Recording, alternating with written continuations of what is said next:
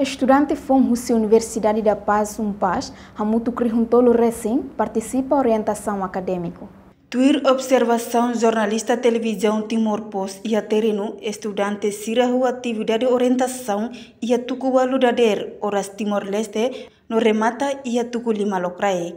Atividade orientação abertura direta usi magnífico reitor UNPAS Adolmando Amaral, Hamutu com estrutura no fundação UNPAS e a salão UNPAS, quinta-feira, loron rua fulang março tinari rua Ronolure Sintolo. Reitor Adolmando Amaral ia ne discurso hateten, orientação tempo agora lahanesan hotinang hirakliba, haruka estudante fonsira, maitara carta no kaleng atira, be agora o insta, macbele lorisira, bahatudo fatim universidade, laboratorium, inclui sala de aula sira nebe iha. Tuir Adolmando orientação uluknyang hanesan pré-secundária no secundário sirahalo.